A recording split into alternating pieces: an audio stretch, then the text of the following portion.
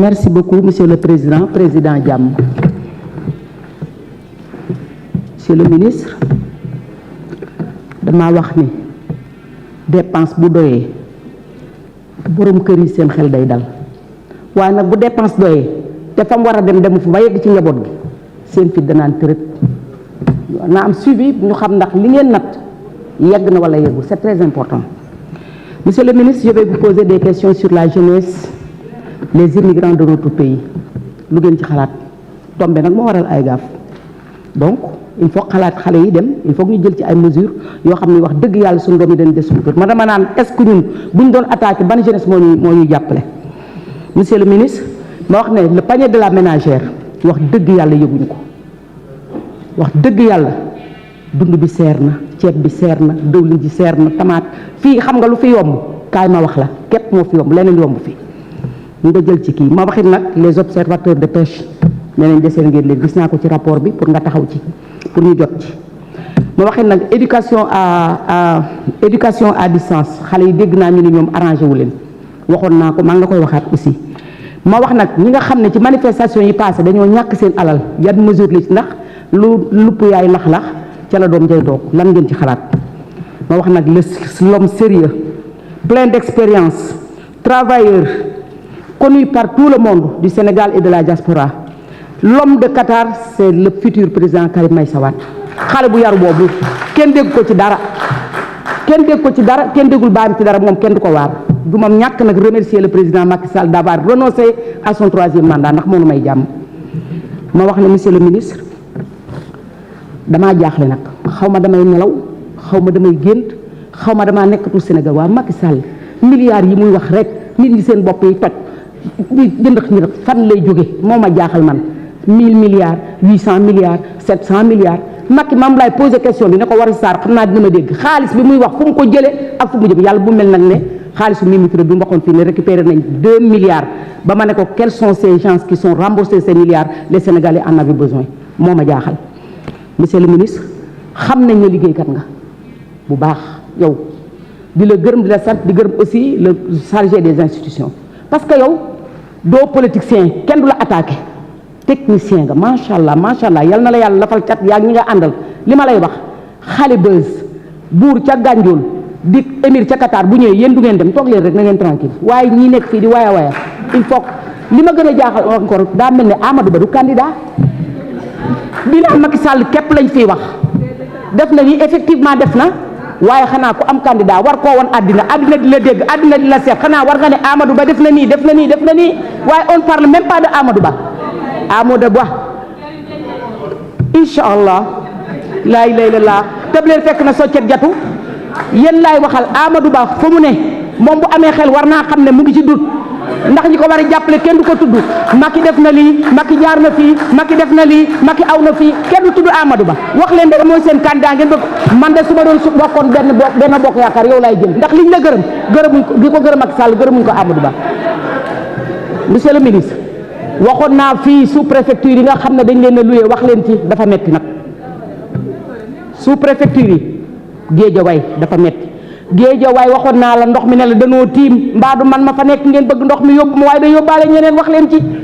demal nga seet leen ko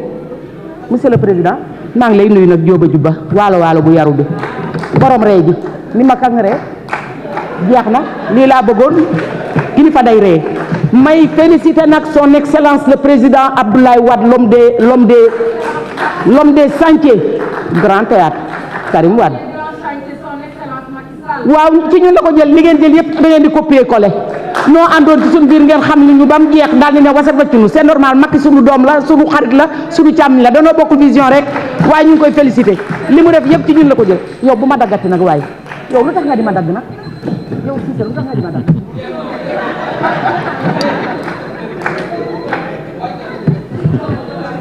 merci honorable Woré Sarr. La parole est à notre collègue Sanou Dione pour 5 minutes. Astou Ndiaye, la suivante.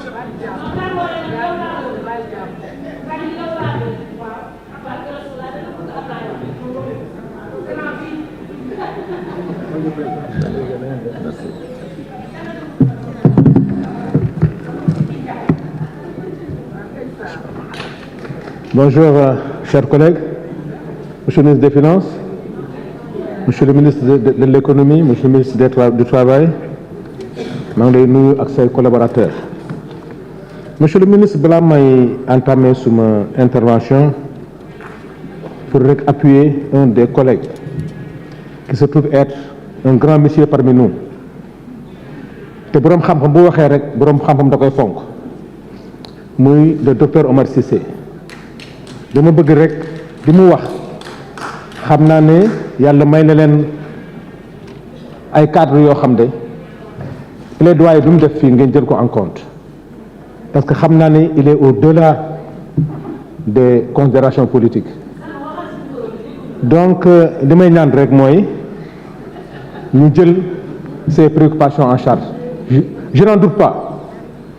beneen bi mooy monsieur le ministre, dans le secteur de la protection sociale, nous avons deux problématiques stratégiques. La coordination du secteur et le financement durable.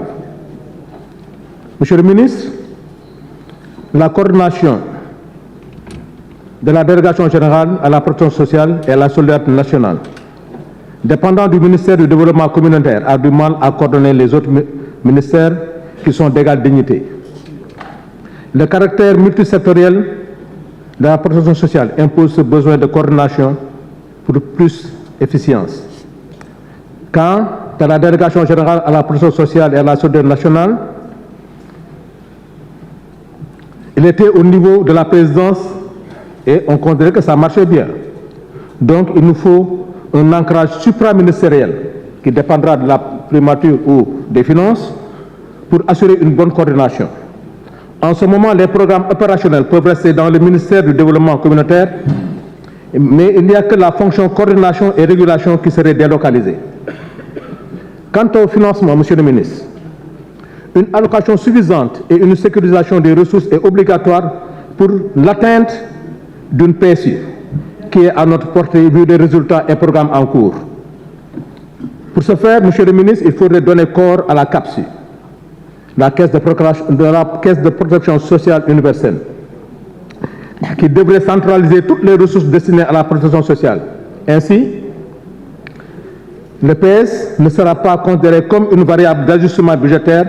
là où on opère les coupes, mais permettrait un meilleur suivi et contrôle budgétaire ainsi qu'une meilleure redevabilité au niveau des résultats. Enfin, la protection sociale donne corps à l'axe 2 du PSE et il est prouvé maintenant qu'elle n'est pas une dépense mais un investissement avec des retours sur la pauvreté, la réduction des inégalités et la croissance des revenus. Le mécanisme financier, qui est la CAPSU, pouvant être logé même au niveau du ministère des Finances.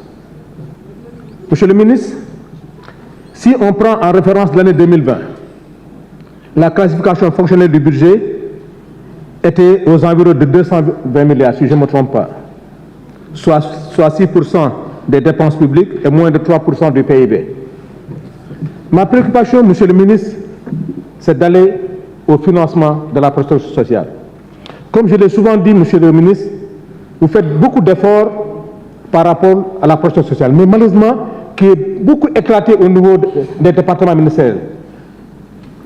Pour pouvoir les craquer, ça pose énormément de problèmes. Raison pour laquelle, dans ce financement, peut-être qu'il va tourner autour de 220 milliards, on aurait pensé, Monsieur le ministre, dans la recherche de ces financements, penser à des solutions. Par exemple, moi je rêve, en tout cas, je rêve de la protection sociale comme on le vit en France, comme on l'a vu en France. Les vignettes vertes, Monsieur le ministre, il faut qu'on arrive à des vignettes vertes. Ça va amoindrir le budget de la santé. Les gens sont malades à cause de la pollution. Les gens sont malades à travers un cadre de vie. Et je pense que si on instaurait une vignette verte, ça serait des recettes supplémentaires. Monsieur le ministre, il faut digitaliser les contraventions routières. Ça rapporte plus de 700 millions d'euros à la France. Pour wax ko ci olof, monsieur le ministre, xam nañ ni fi contravention këyit gars yi du ñu fay. Il faut que ñu digitaliser ko kenn waratul yor këyit def contravention que ministère des finances contrôle ko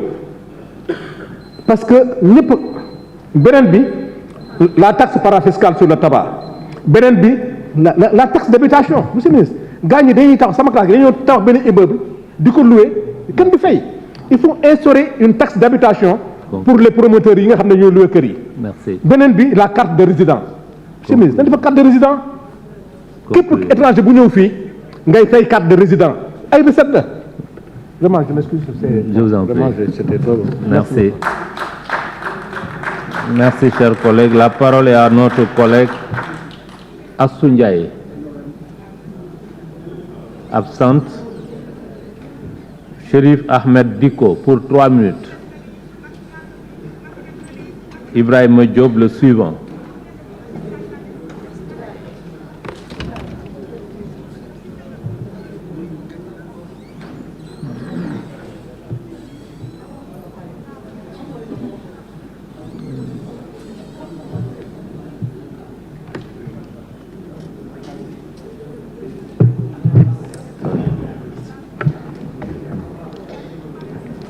Assalamu alaikum.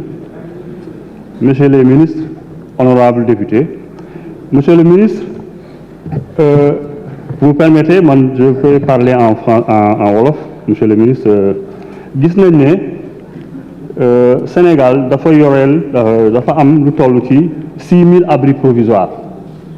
6000 abris provisoires ñu bëggoon xam yan pexe ngeen di lal ba Sénégal dootuñu fi waxati waxu abri provisoire parce que nag monsieur le ministre dëkk yooyu xale yi nekk ci abri provisoire dañu am les mêmes droits ci quantum horaire que yeneen xale yi nekk ci yeneen dëkk yi notamment dans les grands centres te gis nañ ne lu mel ni ñun suñu zone Casamance dès le mois de mai bu commencé taw jàng bi ci abri provisoire yooyu day sooxe parce que dañuy teel a tëj